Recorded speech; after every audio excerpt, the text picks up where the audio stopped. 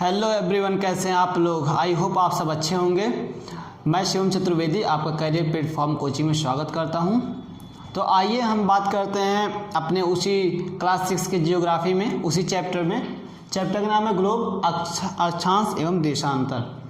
ये chapter totally complete हो चुका था। आज हम इसमें क्वेश्चन आंसर सेट लगाएंगे। सारे क्वेश्चन आंसर जितने भी इंक्लूड किए गए हैं सारे सेट लगाएंगे। तो चलिए बिना टाइम को गंवाए शुरू करते हैं वन बाय वन। तो देखिए हमारा पहला क्वेश्चन है, पृथ्वी का सही आकार क्या है। पृथ्वी का सही आकार क्या है। तो मैंने बताया था आपको कि जो हमारी पृथ्वी है वो ध्रुवों पर चपटी है और विषुवत रेखा पे उभरी हुई है, यानी निकली हुई है। तो ध्रुवों पर चपटी होने के कारण और विषुवत रेखा पे निकली होने के कारण इसे हम बोलते हैं भू आभ। भू आभ। तो इसकी जो आकृति है, अगर कोई पूछे कि पृथ्वी की आकृति क्या है तो इसकी आकृति भू आभ है, यानी इंग्लिश से बोलते हैं जियोइड।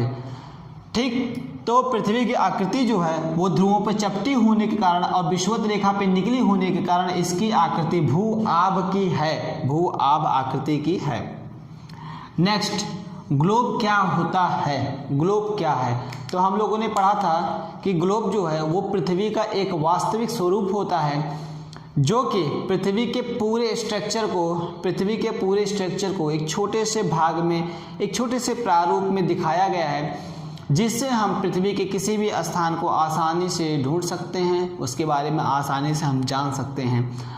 तो बस इतना याद रखिए कि ग्लोब जो है वो पृथ्वी का एक वास्तविक स्वरूप है जो एक छोटे से भाग में दिखाने की कोशिश किया गया है, एक छोटे से स्वरूप में दिखाने की कोशिश किया गया है।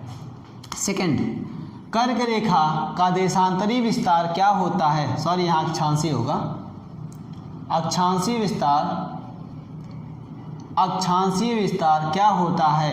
कर्क रेखा का अक्षांशीय विस्तार क्या होता है। तो हम लोगों ने पढ़ा था, अगर ये हमारा अर्थ है और यहाँ पे ये विषुवत रेखा गुजर रही है 0 डिग्री पे, तो कर्क रेखा 23.5 डिग्री पे यहाँ से जाती थी।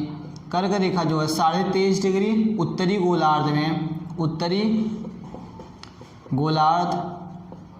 में पाई जाती है, 23.5 डिग्री उत्तरी गोलार्ध में पाई जाती है। तो इसका आंसर हो जाएगा कर्क रेखा का अक्षांशीय विस्तार क्या है। तो कर्क रेखा का अक्षांशीय विस्तार जो है वो 23.5 डिग्री उत्तरी गोलार्ध में होता है।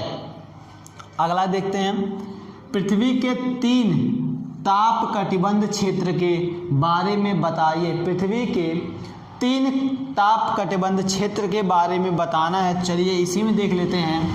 हमारा जो पहला जो ताप कटिबंध क्षेत्र था यहाँ से यहाँ तक, यानी कि जो कर्क रेखा और मकर रेखा के बीच में पाया जाता क्षेत्र था, इसे हम बोलते थे उष्ण कटिबंध क्षेत्र, जहाँ पे बहुत ज़्यादा गर्मी होती थी। फिर 23.5 डिग्री से स्टार्ट होता था और हमारा कहाँ तक, इसके बाद हमारा ये शीतोष्ण कटिबंधीय क्षेत्र मिलता था। शीतोष्ण कटिबंधीय क्षेत्र मिलता था 23.5 से 62.5 डिग्री तक, 23.5 से 62.5 डिग्री तक हमें तो इसके बाद क्या था, 23.5 से लेकर 62.5 नहीं 66 डिग्री, 66 या 66.5 बोल लो डिग्री तक कौन सा क्षेत्र पाया जाता है। इसे हम बोलते हैं शीतोष्ण कटिबंधीय क्षेत्र, जहाँ पर ना ज़्यादा ठंडी होती है ना ज़्यादा गर्मी होती है। यहाँ पे दोनों क्या होती है, सेम कंडीशन में होती है। तो ये हमारा जो क्षेत्र है ये कहाँ से कहाँ तक होगा। ये नीचे जो दक्षिणी गोलार्ध में है वो मकर रेखा से शुरू होता है और दक्षिणी ध्रुव वृत्त तक जाता है, दक्षिणी ध्रुव वृत्त तक जाएगा। इसे हम दक्षिणी ध्रुव वृत्त भी बोलते हैं और इसे अटलांटिक रेखा भी बोलते हैं। जो 66.5 डिग्री वाला लाइन है या वृत्त है, इसे हम अटलांटिक वृत्त भी बोलते हैं या फिर दक्षिणी ध्रुव वृत्त बोलते हैं। इसे ऊपर भी कर्क रेखा और उत्तरी ध्रुव वृत्त तक ये क्षेत्र पाया जाता है, शीतोष्ण कटिबंधीय क्षेत्र। फिर इसके बाद जो ध्रुवों की बात करें तो ध्रुवों पर जो 90 डिग्री पे पाया जाता है वहाँ पे हमें शीत कटिबंधीय क्षेत्र मिलते हैं, शीत कटिबंधीय क्षेत्र मिलते हैं, जहाँ पर हमेशा बर्फ़ होने के कारण, हमेशा बर्फ़ जमी होने के कारण यहाँ पे हमेशा ठंडा मौसम होता है। बर्फ़ क्यों जमती है? क्योंकि सूर्य का प्रकाश वहाँ तक पहुँच नहीं पाता है। तो हमने 3 कटिबंध देख लिया। एक हो गया पहला हमारा उष्ण कटिबंध जहाँ बहुत ज़्यादा गर्मी पड़ रही है, दूसरा हो गया शीत उष्ण कटिबंध या शीत उष्ण कटिबंध जहाँ पर गर्मी और ठंडी दोनों है, और तीसरा हो गया शीत कटिबंधीय क्षेत्र जहाँ पर सिर्फ ठंडी पाई जाती है। ये क्योंकि ये बर्फ़ से ढका रहता है हमेशा। चलिए अगला बात करते हैं, अक्षांश एवं देशांतर रेखाएं क्या होती है। हम लोगों ने पढ़ा था कि ये मान लो हमारा अर्थ है, तो इसको जो बीचों बीच से काटती है वो अक्षांश रेखा यानी विषुवत रेखा भी बोलते हैं, जो 0 डिग्री पृथ्वी को 2 भाग में डिवाइड करती है, जिसे ऊपर वाले को हम बोलते हैं, क्या बोलते हैं, उत्तरी गोलार्ध, और नीचे वाले को बोलते हैं हम दक्षिणी गोलार्ध। और जो हमारा देशांतर रेखाएं होती हैं वो इसको लंबवत 2 भागों में बांटती है। ये इस पृथ्वी को पूरब और पश्चिम में बांटती है। तो इधर का हो जाएगा ये पूर्वी देशांतर हो गया, ये पश्चिमी देशांतर हो गया, पश्चिमी देशांतर हो जाएगा, ये पूर्वी देशांतर हो जाएगा, ये पूर्वी देशांतर हो जाएगा।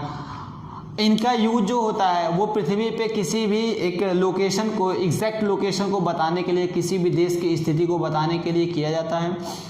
समय का निर्धारण भी देशांतरी रेखा से होती है। तो ये पहली बात हमें दिशा का ज्ञान कराते हैं ताकि हमें किसी भी देश की फिक्स लोकेशन बताने में आसानी हो। दूसरा पॉइंट, देशांतरी रेखाएं जो होती है वे हमें टाइम के बारे में भी बताती है, इससे हमें समय के बारे में भी पता लगता है देशांतरी रेखाओं से। अगला जो हमारा है, ऊष्मा की सबसे अधिक मात्रा उष्णकटिबंधीय क्यों प्राप्त करते हैं। ऊष्मा की सबसे अधिक मात्रा जो होता है वो उष्णकटिबंधीय क्यों प्राप्त करते हैं। चलिए आगे देखते हैं।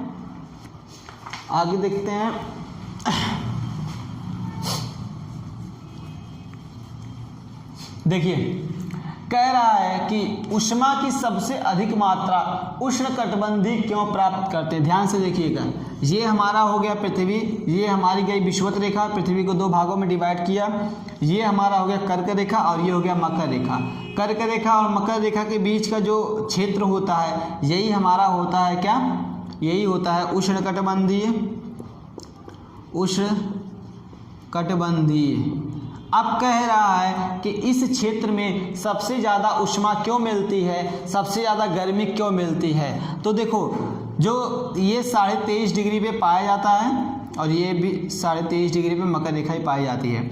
सूर्य जो होता है वो 23.5 डिग्री पे लंबवत प्रकाश देता है। सूर्य जो होता है वो 23.5 डिग्री पे इसका प्रकाश, सूर्य का प्रकाश लंबवत जाता है, जिसके कारण इस क्षेत्र में ज़्यादा गर्मी पाई जाती है, ज़्यादा ऊष्मा पाई जाती है। तो छोटा सा रीजन है कि 23.5 डिग्री पे हमारा जो सूर्य है वो सीधा फोकस देता है, सीधा लाइट देता है, जिसके कारण वहाँ पे गर्मी बहुत ज़्यादा होती है। अगला देखते हैं, जब भारत में साढ़े पाँच बजते हैं, जब भारत में 5:30 शाम के बजते हैं, शाम के 5:30 बज रहे हैं, वो PM की बात हो रही है, तो लंदन में 12 क्यों बजते हैं। कह रहा है जब भारत में 5:30 बज रहे होते हैं शाम के, तो उस समय लंदन में सुबह के 12 क्यों बजते हैं। ये AM की बात है, AM की बात हो रही, सुबह के 12 क्यों बजते हैं। चलिए देखते हैं, बहुत अच्छा फैक्ट है इसका, क्लियर करते हैं इसको। तो देखिए, ये हमारा हो गया अर्थ, ये हो गया हमारा ये अंतर्राष्ट्रीय मानक समय रेखा हो गया, जो कि कहाँ से, ये लंदन से गुजरता है, लंदन से जा रहा है, 0 डिग्री है, लंदन के वेधशाला से जाता है, वेधशाला से जा रहा है। यहाँ से टाइम का निर्धारण करेंगे। पूरी पृथ्वी पे टाइम का जो रेफरेंस लाइन है टाइम के लिए, समय के लिए, वो यही लाइन है, 0 डिग्री देशांतर लाइन। देखिए भारत की स्थिति को पता करते हैं, ये हमारा हो गया विषुवत लाइन। भारत कहाँ है, पहले इस बात को पता करते हैं। हम जानते हैं कि भारत जो होता है, भारत का मानक समय रेखा जो है वो 82.5 डिग्री माना गया है। अगर ये 0 डिग्री है तो यहाँ से यहाँ पर 180 डिग्री हम इस दिशा में चलते हैं, और यहाँ से यहाँ पे 180 डिग्री हम इस दिशा में चलते हैं। देशांतरी विस्तार है, 180 डिग्री इस दिशा में, 180 डिग्री इस दिशा में, ठीक। तो अब देखो यहाँ से सपोज करो 82 डिग्री हमारा यहाँ पे आता है, 82 डिग्री लाइन ये गुजरती है, तो इंडिया यहीं कहीं पाया जाएगा, भारत यहीं पे कहीं पाया जाएगा, क्योंकि भारत से 82.5 डिग्री मानक समय रेखा गुजरती है, 82.5 डिग्री मानक समय रेखा गुजरती है। हमने पढ़ा था कि जब हम पूरब की तरफ जाएंगे, पूर्वी दिशा में जाएंगे, तो हमें समय का लाभ होगा, समय का लाभ होगा, यानी हमें समय बढ़ते हुए क्रम में मिलेगा। जब पश्चिम दिशा में जाएंगे तो हमें समय की हानि होगी, यानी समय घटते हुए क्रम में मिलेगा। अब देखिए और एक चीज़ हमने और पढ़ा था कि हर 15 डिग्री जाने पर 1 घंटे का डिफरेंस पाया जाता है, 1 आवर का अंतर हो जाता है। अगर हम देखें तो इनके बीच में 82.5 डिग्री का अंतर है। 82.5 को अगर हम 15 से डिवाइड करें तो कुछ 5 घंटे 30 मिनट का अंतर होगा, 5 घंटे 30 मिनट का अंतर पाया जाएगा, ठीक। अगर हम 82.5 को डिवाइड कर दें किससे, 15 से, तो कितना हो जाएगा, 15 25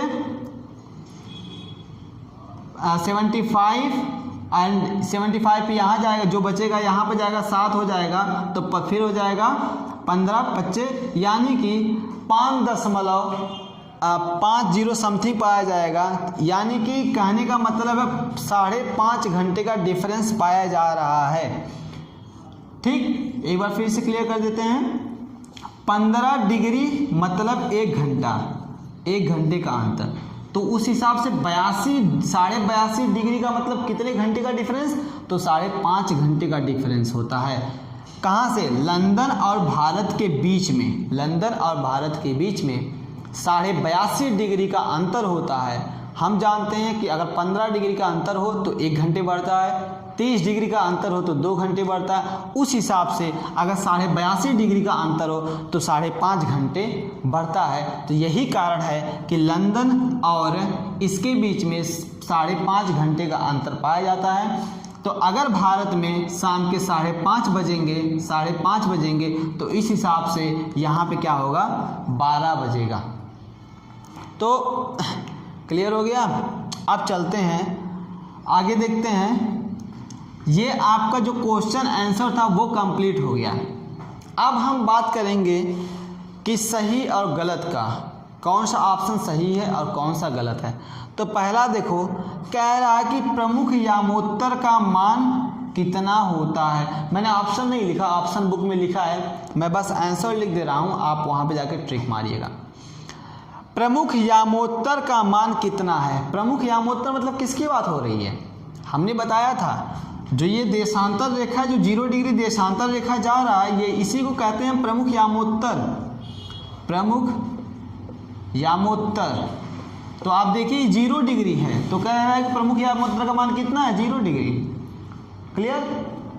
फिर शीत कटबंध किसके नज़दीक पाया जाता है। अभी हमने पढ़ा कि जब हम ध्रुवों पर जाते हैं तो ये ध्रुव जो होते हैं बर्फ से ढके होने के कारण क्या होता है, इन्हें हम शीत कटबंध क्षेत्र कहते हैं। तो शीत कटबंध क्षेत्र जो होता है वो ध्रुवों के नज़दीक पाया जाता है, ध्रुवों के नज़दीक पाया जाता है।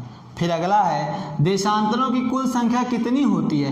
अभी अभी हमने पढ़ा कि देशांतर जो ये 0 डिग्री देशांतर जा रहा है, इसके इधर 180 देशांतर लाइन और इसके इधर 180 डिग्री देशांतर लाइन। कभी भी देशांतर को वृत्त मत कहिएगा, नहीं तो तुरंत गलत हो जाएगा। ये हमेशा लाइन होती है। क्यों होती है ये हमने बता रखा है। तो टोटल देशांतर लाइन की संख्या जो हो जाएगी 360 डिग्री हो जाएगी।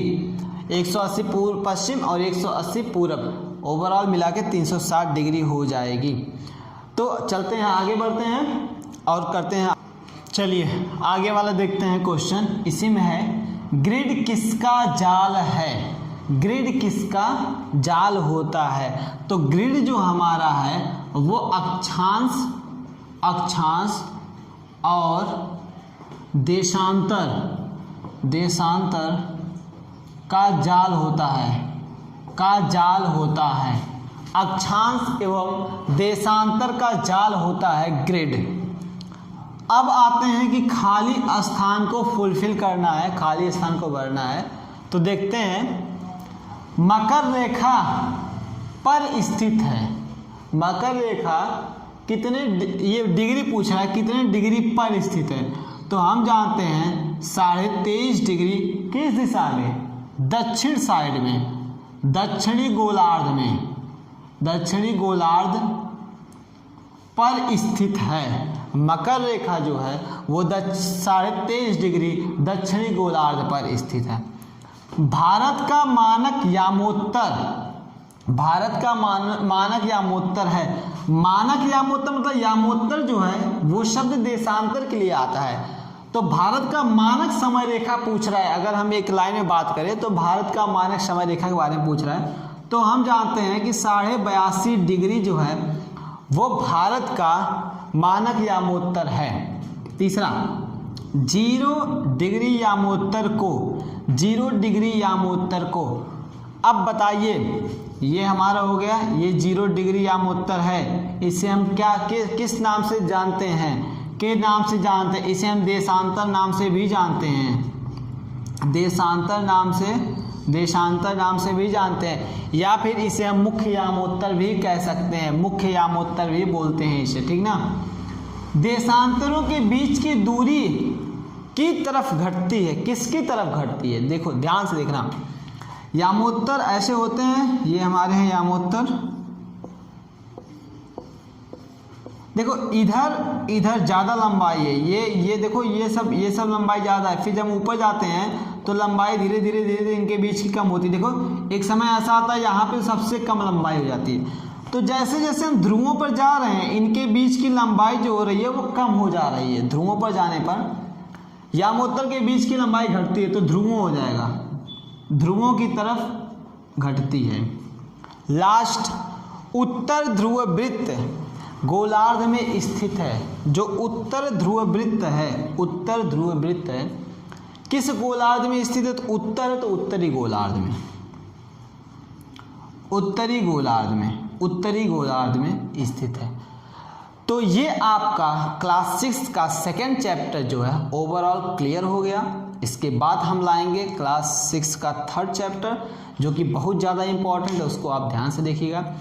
जितना भी मैं पढ़ा रहा हूँ इसको आप एक सीरीज वाइज देखिएगा, क्योंकि मेरे जो टॉपिक चल रहे हैं वो एकदम सीरीज वाइज चल रहे हैं, एकदम एनसीईआरटी को पकड़ के हम लोग चल रहे हैं। और हाँ, मैं उन लोगों के लिए स्पेशली एक बात कहना चाहता हूँ जो बड़े हाई लेवल पे तैयारी कर रहे हैं, कि वो लोग कुछ समय के लिए अपने ईगो को थोड़ा सा साइड में रखें, और जिनका फाउंडेशन अभी सही से कवर नहीं है, जिनका बेसिक अभी सही से क्लियर नहीं है, वो ईगो में ना आए, वो अपने ईगो को साइड में रखें और अपने फाउंडेशन को मजबूत करें। ऐसा नहीं है कि अगर वो छोटे क्लास के बुक को पढ़ेंगे तो वो उनकी कोई इंसल्ट होगी, ऐसा कुछ है। पढ़ाई कहीं से भी करो, पढ़ाई करना चाहिए। अगर फाउंडेशन आपका मजबूत रहेगा तो आप बड़े बड़े चीज़ों को बहुत ईजिली कवर कर लोगे। तो इसी के साथ अब हमारा नेक्स्ट वीडियो आएगा क्लास 6 का थर्ड वीडियो। तो आज के लिए बस इतना ही। Thank you so much.